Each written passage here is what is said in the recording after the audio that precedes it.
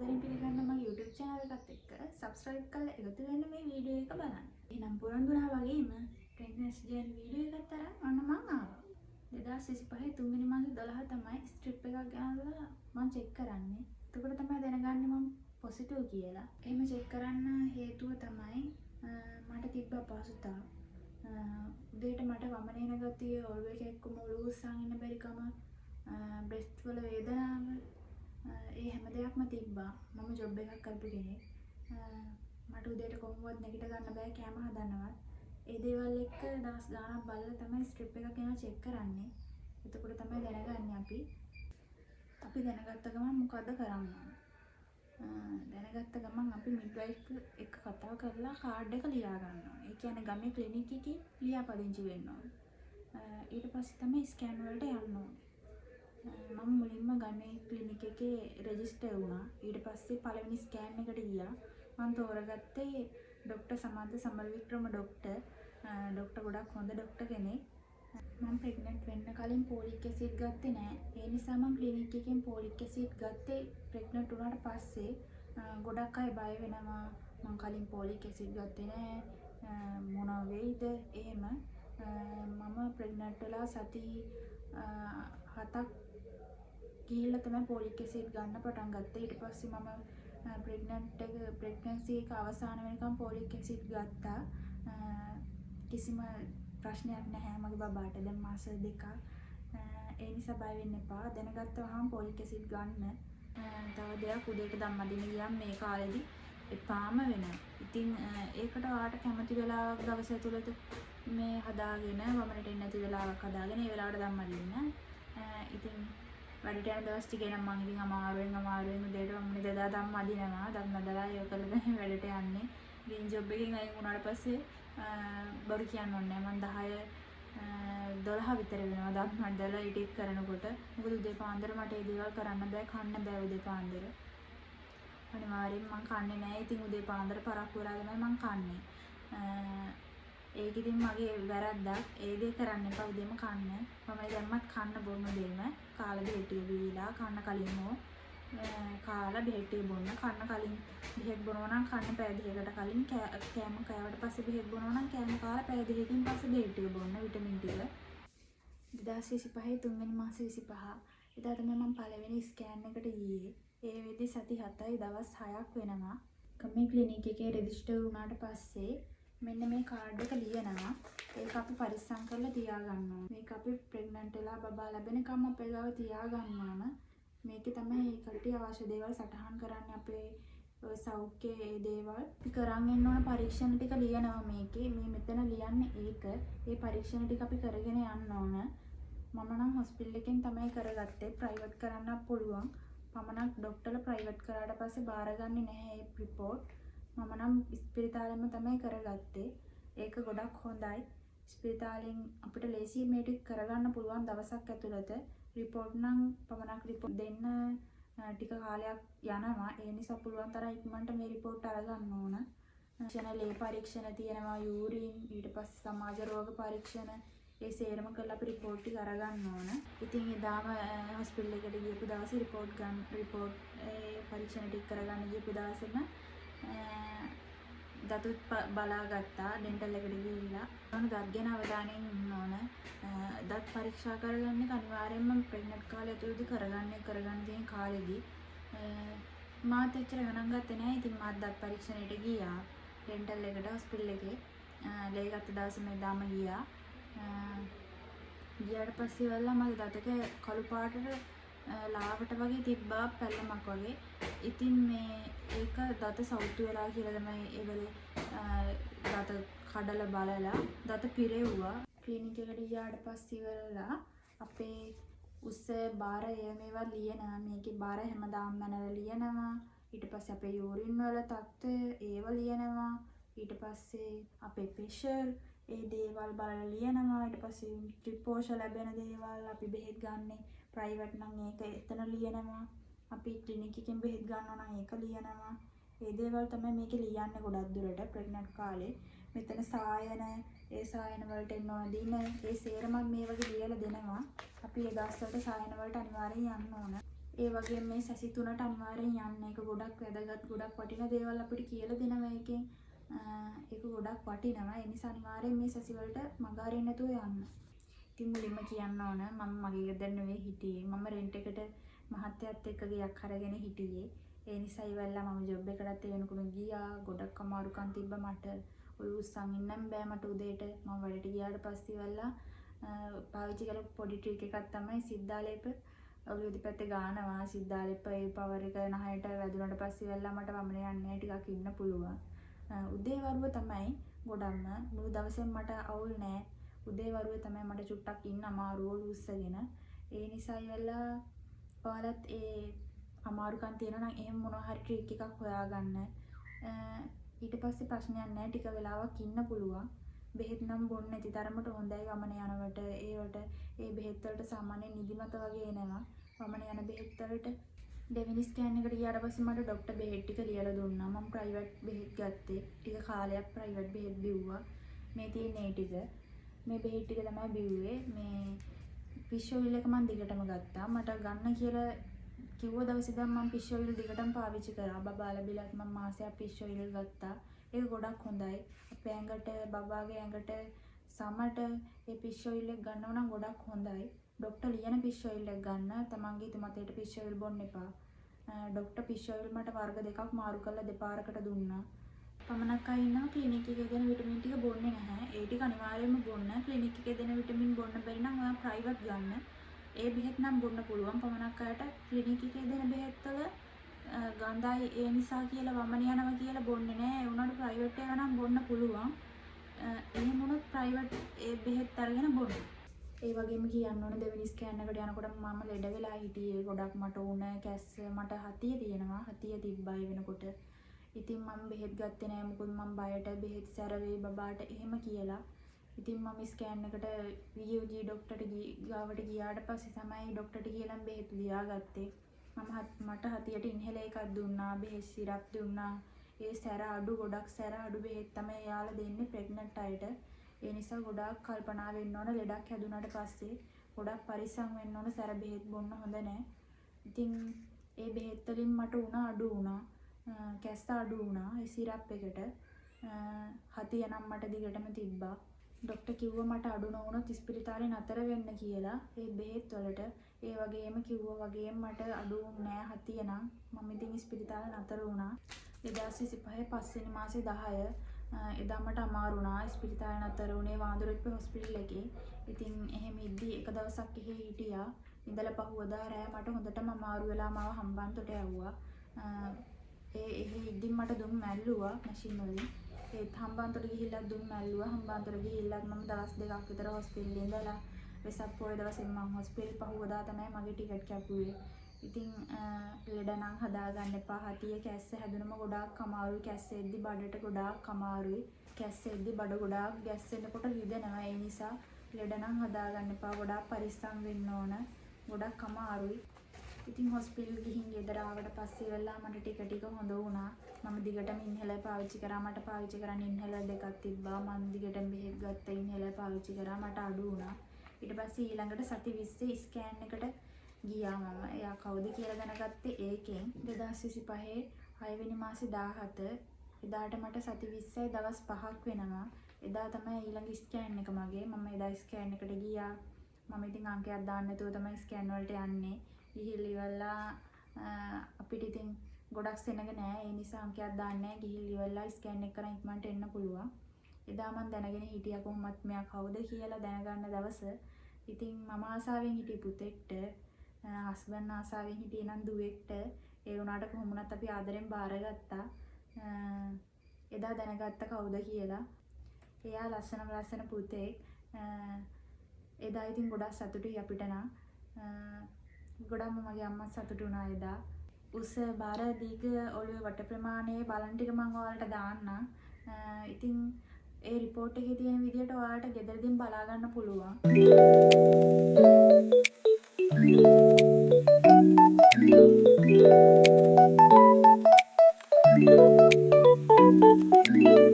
ඉතින් ඒ ස්කෑන් එකේදී පුතෙක් කියලා කිව්වනේ. අපි ඉතින් එයාගේ බාර ඒ දේවල් ගැන බලන විදිය දැනගෙන හිටියා. ඉතින් ගෙදර ඇවිල්ලා මේ report එකේ තියෙනවා මේ මෙතන යට මේ ටිකේ උස්ස බාර ඔළුවේ වට ප්‍රමාණය ඒ ටික බලා ගන්න පුළුවන්. ඉතින් බබාව පමණක් ස්කෑන් ෆොටෝ වල පැහැදිලිව එයාගේ ඔළුව ඒ ටික පේනවා. මේකෙන් මේ ෆොටෝ එකෙත් එයාගේ ඔළුව තමයි මේ පේන්නේ. මේ විදිහට ඉතින් ගෙදර ඇවිල්ලා තමන්ට බලන්න පුළුවන් මේ මම දාන්නම් ඔයාලට බලන විදිය. එයා පුතෙක් කියලා ඉවරලා අපිට කිව්වා ડોක්ටර් ඊට පස්සේ ඉවරලා මෙන්න මෙතන මේ මාක් එක දාන්නේ පුතෙක් නම් 17 වෙනිදා ස්කෑන් එකට ගිහිල්ලා ඉවරලා 19 වෙනිදා අපි දෙන්නම ගියා කිරි ආහාර හදාගෙන කතරගම. අපිට කතරගම ළඟයි. කතරගම ගියා ගිහිල්ලා ඉවරලා අෂ්ටඵල බෝධියට කිරි ආහාර පූජා කරලා ප්‍රාර්ථනා කරලා ඊට පස්සේ ඉවරලා අපි ගියා වැඩිහිටි කන්දේ. ගිහිල්ලා ඉවරලා වැඩිහිටි කන්දත් නැග්ගා. ඒ වෙද්දී මාස 5ක් වෙනවනේ. වැඩිහිටි කන්දක් නැග්ගා. නැගලා ඒ වගේම බුදු සරණෙන් මම බැස්සා.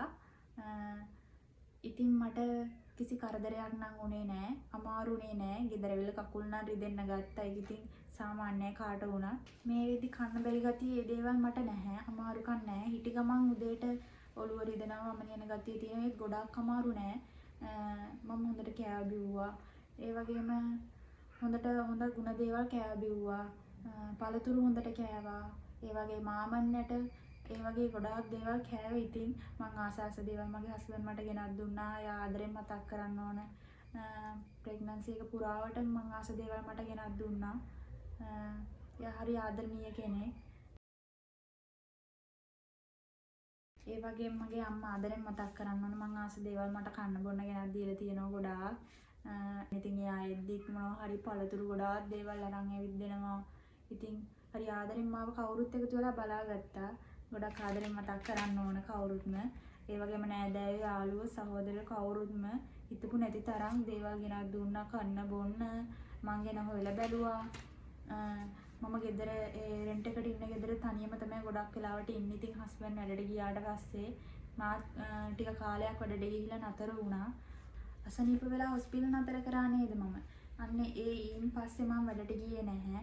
ඉතින් මං ගෙදරමයි හිටියේ. හොඳට කාලා බීලා මම ගෙදර හිටියා. ඒ වගේම ගෙදර වැඩත් මම කරා. එක තැනකට වෙලා නම් හිටියේ නෑ. උදේට නැගලා උයනවා, අතු ගානවා, ඒ හැමදේම මම කරනවා. ඒ වගේම පන්සල් ගියා. විශේෂයෙන්ම කියන්න ඕන මම ડોක්ටර් කෙනෙක්වත් කවුරුත් නෙවෙයි මේ උපදෙස් දෙන්න. මගේ අත්දැකීම් තමයි මම මේ ඔයාලත් එක්ක බෙදාගත්තේ. මට කවදා හරි දවසක මේ දේවල් මතකයක් වෙයි ලස්සන. ඉතින් අපිට හැමදාම මතක තියෙන්නේ නෑනේ. 8 වෙනි මාසේ 19 සමන්ත ડોක්ටර් කරපු අවසාන ස්කෑන් එක මම දන්නේ සමන්ත ડોක්ටර් ට්‍රාන්ස්ෆර් යන්න හිටියේ කියලා. ඉතින් එදායින් පස්සේ ડોක්ටර් නම් ආවේ නැහැ ස්කෑන් වලට. වෙන ડોක්ටර් කෙනෙක් තමයි හිටියේ. එතකොට මාස 7ක් වෙනවා. ඒ වෙද්දි බබාගේ බර හොඳට තිබ්බා. ඉතින් අපි ಗುಣ දේවල් කනකොට බොනකොට එයා හොඳට වර්ධනය වෙනවා. ඉතින් ආමන්ඩ් ඇට බ්‍රෙෂ් මිල්ක් ඒ වගේ දේවල් හොඳට කන්න බොන. ඒ වගේම මතක් කරන්න ඕන මම ස්කෑන් වලට යනවා වගේම ගමේ ක්ලිනික් එකට හැම මාසෙම ගියා. සායන හැම එකටම ගියා. මම රෙන්ට් එකට ඉන්න ගෙදර ඉන්නකනුත් ඒ ගියේ සායන වලට එහෙ ගියා. ක්ලිනික් වලටත් එහෙ ගියා. ඒ වගේ දේවල් වලට හැමදාම යන්න තියෙන දවසට යන්න ඕන. නැත්තම් ඉවර වෙලා අපිට මේ හොස්පිටල් එකේදී ප්‍රශ්නයක් ඇති වෙන්න පුළුවන්. ඇයි අපේ කාඩ් එක ෆිල් වෙලා නැහැ. අපි ක්ලිනික් වලට ගිහිල්ලා නැහැ. අපි කිසි දෙයක් දන්නේ නැහැ. ඒ නිසා ගමේ ක්ලිනික් එකෙන් ලොකු සේවයක් කරනවා ඇත්තටම. ආදරෙන් මතක් කරන්න ඕන සිසිලසගම ක්ලිනික් එකේ මිස්ලා ටික. ඒ වගේ මේ ડોක්ටර් හරිම ආදරණීයයි. හරිම හොඳ පිරිසක් එතන ඉන්නවා. ඒ වගේ මේ ගමේ අය ඒ හරි ආදරණීයයි. ගමේ ක්ලිනික් එකකින් ග්ලූකෝස් ටෙස්ට් එක ලියලා තිබ්බ කරගෙන එන්න. ඒක සාමාන්‍යයෙන් ලියන්නේ මාස 7න් කරගෙන එන්න කියලා. ඉතින් මම ඒකත් හොස්පිටල් එකෙන්ම තමයි කරගත්තේ. ලේ 4ක් ගන්නවා. ඒකට උදේට කෑම නොකා ඕනේ යන්න. පැය 10ක් කෑම නොකා ඉඳලා ඕනේ යන්න. වතුරවත් බොන්න හොඳ නැහැ. ගිහිල්ලා ඉවරලා ග්ලූකෝස් ටෙස්ට් එකත් මම හම්බන්තොට හොස්පිටල් එකෙන් තමයි කරේ. රිපෝට් ටිකත් එදාම දෙනවා. ඒ ටිකත් අරගත්තා. ග්ලූකෝස් එක බොන්න කලින් ග්ලූකෝස් එක බිව්වට පස්සෙත් පැය 2ක් ෆාස්ටිං ඉඳලා ඊට පස්සෙත් ලේ ගත්තේ මට මතක විදියට. අනිවාර්යෙන් හම්බන්තොට හොස්පිටල් එකේ ග්ලූකෝස් ටෙස්ට් එකකට යනවා නම් ග්ලූකෝස් අරගෙන යන්න. ග්ලූකෝස් අරන් ගිහින් ඕන ටෙස්ට් එක කරන්න පමණක් හොස්පිටල් වලින් ග්ලූකෝස් එක දෙනවා.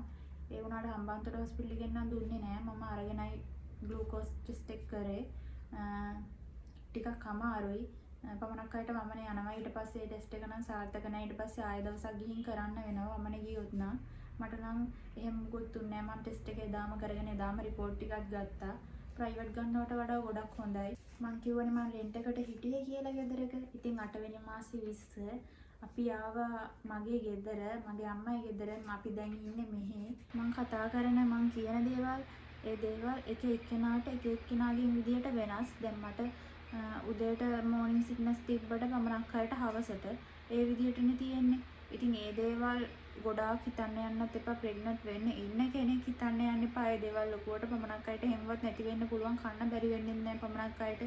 කෑමත් හොඳට කන්න පුළුවන්. දැන් මට පළවෙනි මාස 4 විතරයි කන්න බැරි වුණේ. පමණක් අයට මුළු කාලෙම කන්න බැරි වෙනවා. ප්‍රෙග්නන්ට් පීරියඩ් එකේදීම කන්න බැරි වෙනවා. ඉතින් එහෙම දේවල් තියෙනවා. ඉතින් මේ දේවල් වැඩි හිතන්න යන්න එපා. සතුටින් ඉන්න බලන්න. ගොඩාක් සතුටින් ඉන්න බලන්න. ඒක තමයි වටින්නේ. හොඳට පරිස්සමින් විදලා කරලා කියලා ඒ විදිහට ඉන්න බලන්න. ඒක තමයි ගොඩක් වටින්නේ ප්‍රෙග්නන්ට් කාලෙදි. 9 වෙනි මාසේ 23 ඊළඟ ස්කෑන් එකට අපි ගියා. මම කලින් කිව්වනේ අපි අංක නොදා යන්නේ කියලා ස්කෑන් එකට. ඉතින් අපි ගිහිල්ලා ඉවරලා අංකයක් ගත්තා. අරගෙන ඉවරලා රිසිට් ටිකක් ලියලා දුන්නා. ඊට පස්සේ තමයි අපි සල්ලි ගෙවුවට පස්සේ අපිට කිව්වා ඉන්නේ සමන්ත ඩොක්ටර් නෙවෙයි මේ වෙන ඩොක්ටර් කෙනෙක් කියලා. ඒ ඩොක්ටර් තමයි හම්බන්තොට හොස්පිටල් එකේ දැන් ඉන්නේ. සමන්ත ඩොක්ටර් වෙනුවට ඉන්නේ ඩොක්ටර් හිරාන් ඒ වගේ ඩොක්ටර්. තව ඉන්නවා ඩොක්ටර් කෙනෙක් ඩොක්ටර් සුදර්ශන ඩොක්ටර්. ඒ ඩොක්ටර්ත් ගොඩාක් හොඳයි. ඉතින් මට සුදර්ශන ඩොක්ටර්ට මාරු වෙන්න කාලයක් තිබ්බේ නෑ. මම ඉතින් මේ හිරාන් ඒ වගේ ඩොක්ටර්ගේ ස්කෑන් එකට එහෙම සල්ලිත් බැඳලා තිබ්බ නිසා මං ගියා. ඉතින් ඩොක්ටර් හරි හොඳයි. ගොඩක් වෙලා අරන් ස්කෑන් කරා. මං පළවෙනි පාට එදා තමයි බබාගේ හાર્ට් බීට් එකත් ඇහුවේ. මට කලින් අහන්න දුන්නේ නෑ. ඇයි දන්නේ නෑ. ඉතින් මම ඇහුවෙත් නෑ. අහන්න දුන්නේ නෑ මට කලින්. ඊට පස්සේ එදා මං ඇහුවා හાર્ට් බීට් එකත්. ගොඩාක් වෙලා ස්කෑන් එක වෙලාව අරගෙන කරා. ඩොක්ටර් ගොඩක් හොඳයි. ඊට පස්සේ වෙලා මට එදා දිනයක් දුන්න අවසාන ස්කෑන් එකට. එදාට එන්න ඔයාට ඩේට් එක දෙන්නම් නවතින්න කියලා. ඉතින් සමන්ත ඩොක්ටර් මට දිනයක් දීලා තිබ්බේ. මේ දවස් තමයි ඔයාට සති 40 සම්පූර්ණ වෙන්නේ. ඒ වෙද්දි හොස්පිටල් නතර වුණාම හරි කියලා. ඒ තමයි 10 වෙනි මාසේ 31 30 වෙනිදා මට විශේෂයි. මගේ බර්ත්ඩේ එක තියෙන 30 වෙනිදා. ඉතින් මම ගොඩාක් සතුටු වුණා. 31 කියන්නේ බබාගේ මගේ බර්ත්ඩේ දෙකම එකටනේ කියලා. ඉතින් ගොඩාක් සතුටින් හිටියේ ඒ දවසම ලැබෙයි කියලා. වියෝජී ඩොක්ටර් මගෙන් ඇහුවා නෝමල් නේද මේ ඩෙලිවරි එක කරන්න කියලා. ඉතින් මේ මම නෝමල් තමයි කරන්නත් හිතාගෙනත් හිටියේ. ඒ නිසා ඉවල්ලා ඔව් කියලා කිව්වා. ඊට පස්සේ ඉවල්ලා කිසි ප්‍රශ්නයක් නැති නිසා එහෙම කරමු කිව්වා. ඉතින් මම කාලය ගෙවිලා ගියා. ගෙදර මම සතුටින් හිටියේ. දැන් අපේ ගෙදරනේ ඉන්නේ. මම ගොඩාක් නිදහසේ හිටියා. ඉතින් ඇත්තටම කිව්වොත් ඒත් වැඩ කරා. එක තැනම ඉන්න හොඳ නැහනේ. වැඩ කරා. ගොඩක් නිදහසේ සතුටින් හිටියා ගෙදර අය එක්ක.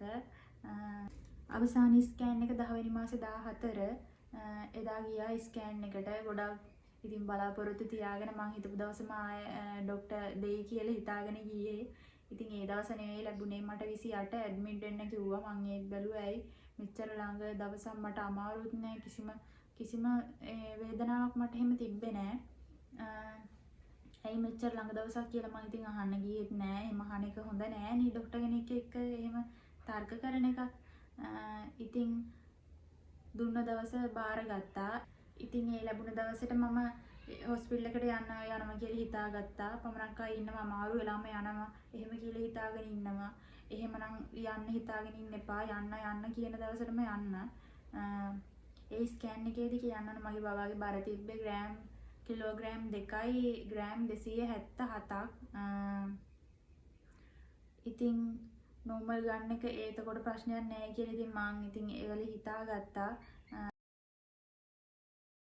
ඒ ස්කෑන් එකට එදා යන්න තිබ්බ දවසේ උදේ මායි හස්බන්ඩ්තුයි මල්වත්තේ හම්බන්තොට මල්වත්තේ ගියා. ඇවිත් ඉන්න. ඉතින් හොඳට ඇවිද්දා. ගොඩක් වෙලා ඇවිද්දා. ඒත් මට ඉතින් අමාරු නෑ. ඊට පස්සේ ස්කෑන් එකට ගිහින් ස්කෑන් එකට ආවනේ ගිහිල්ලා. ඉතින් අමාරු මුකුත් උනේ නෑ. ඉතින් හොඳට ඇවිද්දා මම නම්. ප්‍රෙග්නන්සි එක පුරාම මම ප්‍රෙග්නන්ට් වුණ දවසේ පාන්සල් ගියා. පෙරහැරක් බලන්න ගියා. ඊට පස්සෙත් ඇවිද්දා කතරගම ගියා. වැඩිහිටි ගන්දේ නැග්ගා. ඊට පස්සේ වෙලා මල්වත්ත ගියා. හොඳට ඇවිද්දා. ඒ ඇවිද්දී මොකද ප්‍රෙග්නන්ට් වුණාට පස්සේ බබා ලැබෙන්න පහසු වෙනවනේ. හොඳට ඇවිද්දට පස්සේ බබා ලැබෙන්න එක්සර්සයිස් කරාට පස්සේ හොඳට පහසු වෙනවා.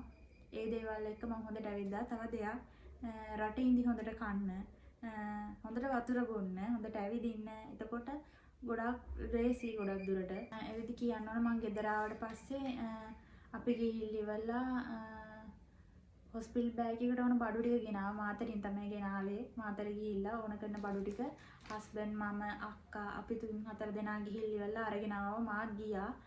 මට නම් ඉතින් ඒ වෙනකොට හතියක් තිබ්බා. ගිහිල්ලා ඉවරලා අරගෙන ආවා. ගෙනාල්ලා ඉවරලා ඒ ටික සෝදලා අයන් කළායි සේරම මං හදාගෙන හිටියේ හොස්පිටල් බෑග් එක. බබා ගෙදර ගෙනාවට පස්සේ පාවිච්චි කරන ඒවා ඉතින් සේරම මම හදාගෙන හිටියේ. ඒ වගේ මේ කාමරේ ලස්සනට හදාගත්තා. වීඩියෝ එකක් දාලා තියෙනවා. ඒකත් බලන්න. 10 වෙනි මාසේ 19 අපි කතරගම ගියා. රෙන්ට් එකට කාර් එකක් අරගෙන ගෙදර අයත් එක්ක කතරගම ගියා. ඉතින් බබාට පූජාවක් වෙන්න තමයි පත්තිනි පූජාවක් බාරයක් වෙන්න ගියේ. කතරගමත් ගිහිල්ලා අපි ඉතින් බාරයකුත් වෙලා ආවා. ඒ වෙද්දිත් මට අමාරුවක් මුකුත් තිබ්බේ නෑ. ගිහිල්ලා ඉවරලා ඉතින් අපි ගෙදර ආවා.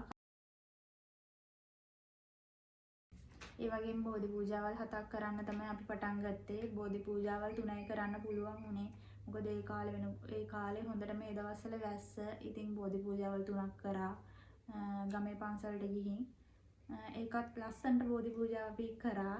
ඔහොම ඉතින් කාලා බීලා ඇවිදලා හැමදේම කළා ජොලි ඉඳලා 28 උදේ මට උදේ 10ට කලින් ඇඩ්මිට් වෙන්න කියලා තිබ්බේ. ඉතින් උදේ 7 වෙද්දි සේරම කරලා බුද්ධ පූජාවක් තියලා කිරිබත් කාලා සේරම කරලා ඉවරලා 28 උදේ අපි ඊයා හොස්පිටල් ඇඩ්මිට් වෙන්න. මගේ අම්මත් ගාල්ලේ ඉඳලා ආවා.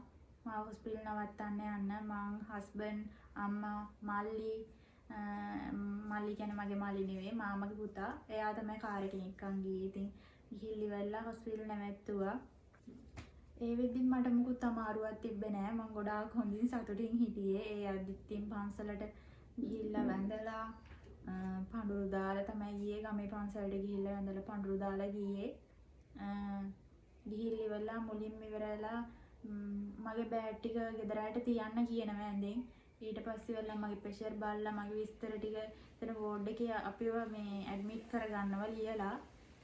ඒ වෙලේ ડોක්ටර් කෙනෙක් නම් හිටියේ නෑ. එතන මේ වෝඩ් එකේ ලොකු මිස් තමයි ඒ ටික සේරම කරන්නේ. ඒ ටික ලියලා ඉවරලා අපිට අංකයක් දීලා ඒ ටික කරන්නේ මිස්. ඇඩ්මිට් වුණාට පස්සේ මුලින්ම ලේ එකක් ගන්නවා, යූරින් එකක් ගන්නවා. යූරින් එක නම් ඒ වෙලේ නිකන් මිස් ස්ට්‍රිප් එකක් ක්ලිනික් එකේදී බලන්නේ ස්ට්‍රිප් එක දාලා ඒ වගේ නිකන් බලනවා. බලලා ඉවරලා හොඳයි කියලා කියනවා. ලේ එකක් ගන්නවා. ඒක රිපෝට් නම් පස්සේ දෙන්නේ. මම ගියාට පස්සේ ඉවරලා ගෙදර අයත් ගියා. ගොඩක් දුකයි. එතකොට නම් තනි වුණා වගේ දැනෙනවා එතන. යාළුවෝත් ඉතින් ගියපු ගමන් නෑනේ කතා කරන්නේ කවුරු.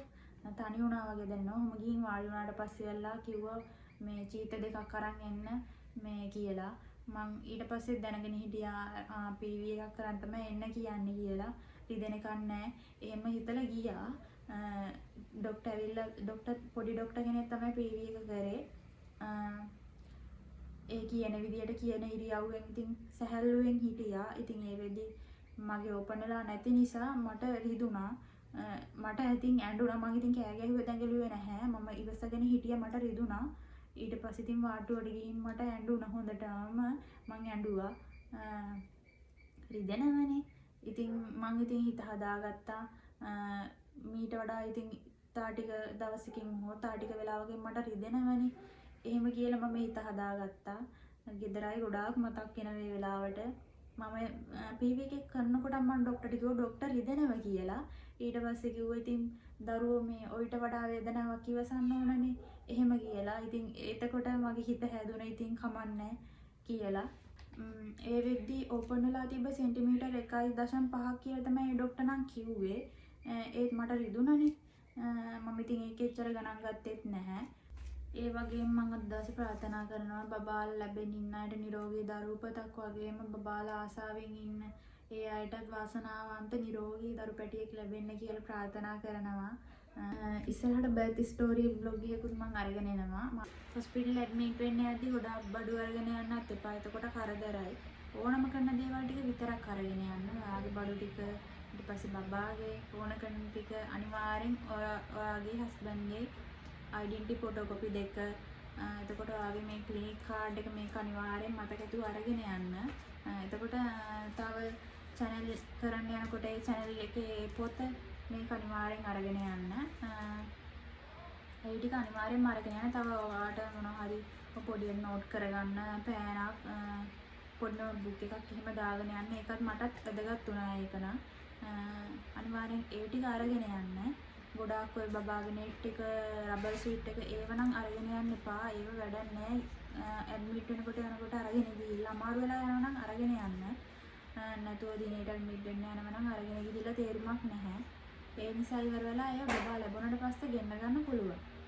හම්බන්තොට හොස්පිටල් එකේ ඇඩ්මිට් වෙනකොට ඕන කරන බඩු ටික මට ඔකට කියන්න පුළුවන්. හැබැයි පෙන්නන්න විදියක් නැහැ. එකක්වත් නැහැ දැන් මං ගාව. ඒ දේවල් වෙන වෙනම ඉතින් පෙන්නන්න මට කියන්න පුළුවන්. මෙන්න මේ දේවල් ටික අනිවාර්යෙන්ම ඕන කියලා. එහෙම වීඩියෝ එකක් මම එහෙමනොත් ඔකට කමෙන්ට් කරනවා නම් මම ගේන්නම්. එතකොට ඔකට යනත් ඒක වැදගත් වේවි. අනවශ්‍ය දේවල් ගෙනහිල්ල ඉවරලා බෑග් පුරවගෙන අරන් ගිහිල්ලා කරදර වෙනට වඩා ඕනම කරන දේවල් ටික අරන් යන එක වටිනවනේ. මේ වගේ වීඩියෝ එකක් කරලා තියාගත්තට පස්සේ අපිට කවදාවත් ඒක මතක වෙන එකක් නැහැ. ලස්සනට මතක තියේ හැමදේම. ඉතින් ඒකයි මේ වීඩියෝ එක කරන්න ප්‍රධානම අරමුණ. ඔකට යන්න අදහසක් ගන්න, නොදන්න දේවල් දැනගන්න. ඒ විදියට මගේ බබාට තාම මාස 2යි. ඉතින් එයාගේ වීඩියෝත් ඉස්සරහට බලමු. එයාට කැම දෙන ඒවා, එයා අකවුන්ට් එක කපන ඒවා, ඒ වීඩියෝත් අපි ඉස්සරහට ගේන්න බලාපොරොත්තු වෙනවා. ඉතින් අපිත් එක්කම ඉන්න. එහෙනම් තවත් ලස්සන වීඩියෝ එකකින් තවත් දවසක හම්බ වෙමු. මම ඉතින් අදට ගිහින් එන්නම්. බයි බයි.